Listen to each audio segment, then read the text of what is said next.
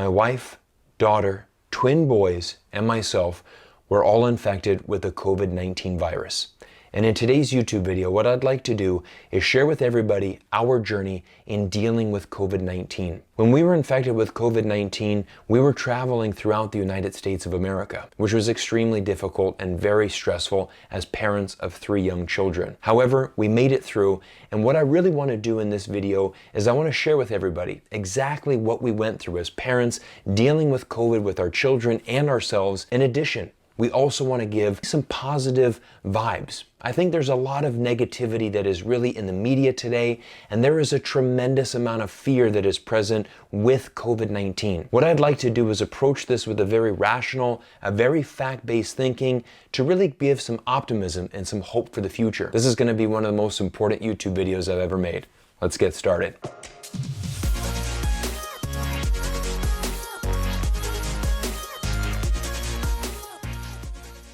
Everybody, my name is Cyrus Jansen. I want to thank you all for being here. I want to thank you all for your amazing support over the past couple of years as we've been growing this channel. If this is your first video of mine that you're watching, I invite you to hit that subscribe button and stay tuned. I'm an American expat that's been living around the world for many years, and I love making videos about the United States and China and their role in this ever-changing world that we live in. Now, like I mentioned earlier in the video, when we were infected with COVID-19, we were actually traveling through the United States of America. In fact, my hometown is Orlando, Florida, and it had been almost 4 years since my last visit to Florida. My wife and I decided to take the month of December and bring our 3 children back to my hometown to see my parents and spend a warm holiday season back in Florida and just really enjoy some time as a family. Now, Florida has a very unique reputation in the United States. In Florida, it is probably one of the most open states in relation to their COVID protocols and the laws there. For example, throughout Florida, there is a vast majority of people that do not wear masks, and there is a very large percentage of people that have not gotten vaccinated against COVID-19. Now, for the record, my wife and I are both fully vaccinated against COVID-19. We are pro-vaccine. We do believe in the power of vaccines. This technology has been around for a long time, and we have no problem taking the vaccine. Actually, it is a requirement if you are living in Canada and you want to get on any form of transportation, meaning that if we wanted to get on an airplane and leave, that we are required to be double vaccinated. So my wife and I are. Our children, however, are not vaccinated because they are, of course, too young to get the vaccine. Now, when we went back to Florida, wanted to make sure that we were safe. We, of course, wore our face mask in public. We did our best to social distance. And really, this was really a time for us to be together as a family. My favorite time in the world is being a father and being together as the 5 of us, my wife, myself, and our 3 children. We went to the pool. We went for nice walks. We enjoyed the sunshine. That's the best thing to do in Florida, and that's exactly what we did. However, there's something that's really uniquely happening right now in the United States, Canada, the UK, Australia, basically everywhere around the world, is the fact that this new variant, the Omicron, has really been a complete game changer and is really changing how every country in the world is dealing with COVID-19. Unfortunately, in Western countries, it really does seem that it has become a question of not if you will get the COVID-19, but when you will get COVID-19. Now, despite our best efforts of staying safe, social distancing, wearing masks, doing all of the right protocols, unfortunately, one of our twins woke up one night with a very mild fever. Now, it was very simple. We gave him some Tylenol, he went right back to bed, and he woke up the next morning with just a little bit of a runny nose. By the second day, our second twin had similar symptoms. On the third day, our daughter had similar symptoms. On the 4th day, my wife started to have a runny nose. And on the 5th day, I started to have a little bit of a cough. It quickly spread throughout our family, but of course we wanted to do the responsible thing. We decided to quarantine in our hotel room and just really lay low for a couple of days. We didn't know what was going on, and we wanted to make sure that everybody's health was okay. We also wanted to monitor and see if this COVID situation, if in fact we did have COVID, and if, this was going to escalate and get worse. Now, throughout this entire situation, COVID for us was very mild. We were very blessed that we had a very mild experience. For example, our 3 children, all of them had very, very mild fevers. And the simple thing was, we gave them Tylenol, the fever went away, and most importantly, our children were able to eat properly, they were able to drink a lot of liquids, and they were also able to get a normal amount of sleep. So it really didn't seem like they had any effect at all. Now for my wife and I, we had a little bit different symptoms. For example, myself and my wife, we had very sore throats, we had runny noses, but our energy levels felt great. Everything felt very normal. We didn't have any fever for my wife and I, and we were taking a lot of vitamin C. We were eating healthy. We were trying our best just to make sure that our bodies were staying strong. Despite all of this, on the 5th day of having these symptoms, I had noticed that I had actually lost my sense of smell. And a funny side story is while we were quarantining in our apartment, we decided it was a great time to start potty training our twin boys. Now, actually losing your sense of smell while potty training ended up being a very big blessing, because that's certainly something that you don't want to be smelling. But it was an immediate alarm bell for me, because I realized, wow, I've lost my sense of smell. This most definitely must be COVID. Now, the amazing thing about America, and even in Florida, a state that has very open COVID protocols, the United States has done a very good job in really rolling out the vaccine, having ample access to pharmacies, testing centers.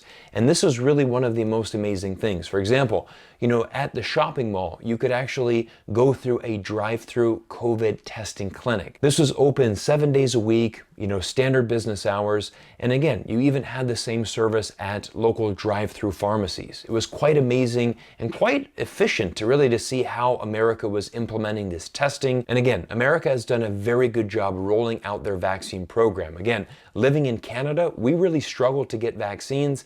Meanwhile, it was basically available almost on every corner inside the United States. Now at this point in the video, what I'd like to do is offer everybody some facts, because many of you who follow this channel know that I like to approach all things using facts and logic. And I think, unfortunately, with COVID-19, there has been a tremendous amount of fear that is really being spread by the media. Now, this is a very common tactic. We see this with many other things, for example, China included.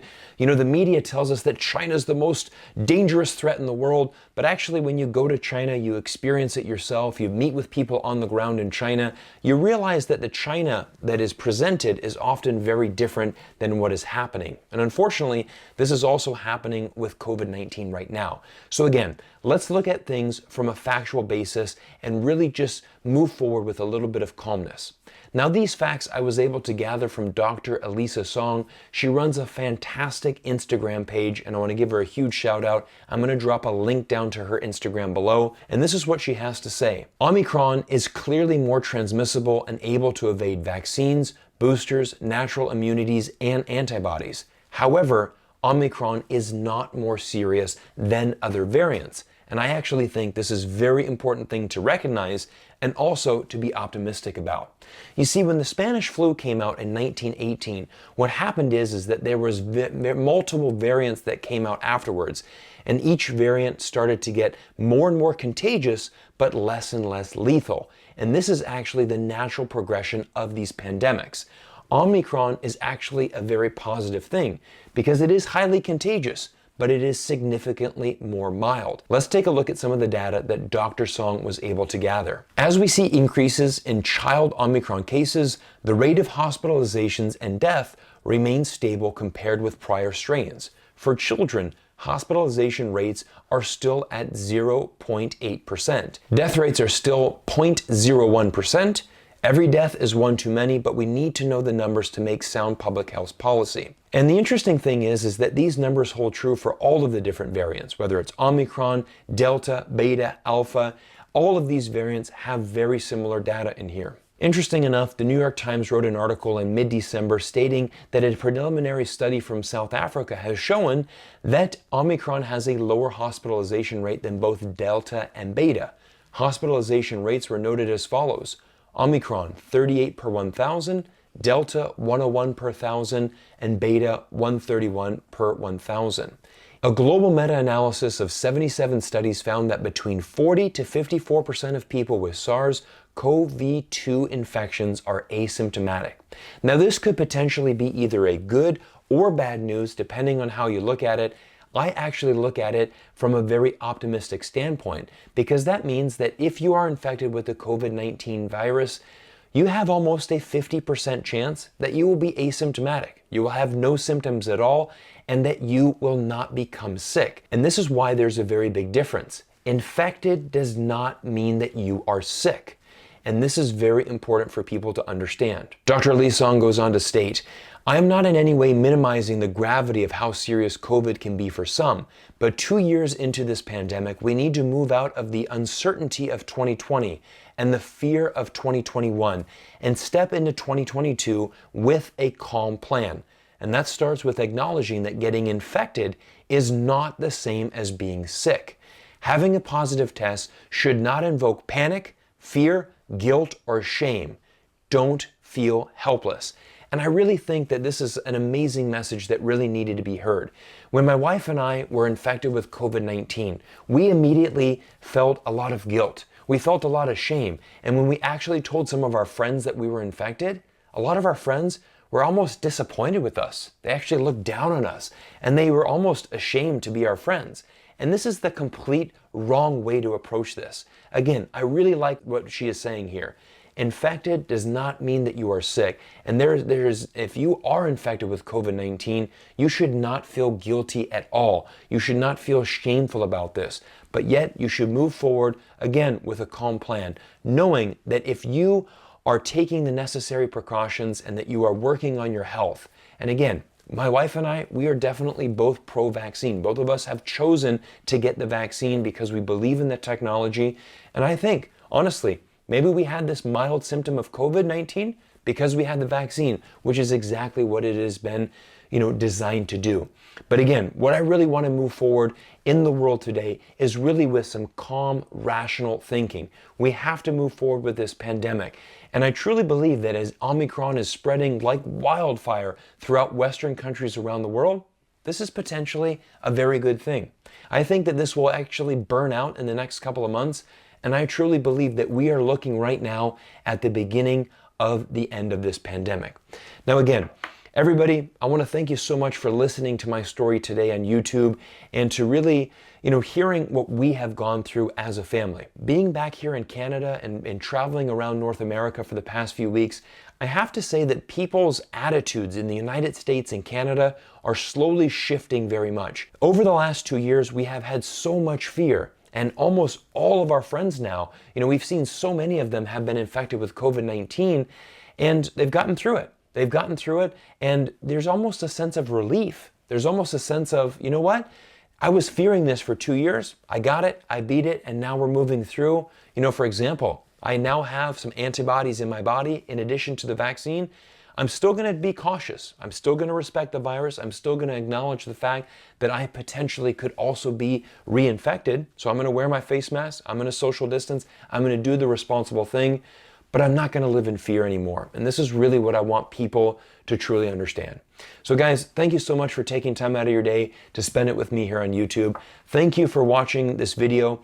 If you can, make sure that you give Dr. Elisa Song a follow on Instagram. I'm going to drop her link down below. And I want to thank you all for, supporting me in this channel as we continue to grow. Everybody, I'd love to hear your thoughts. What did you think of today's video? Please drop me a comment down below. If you haven't already, hit that subscribe button, and we'll see you all in the next video.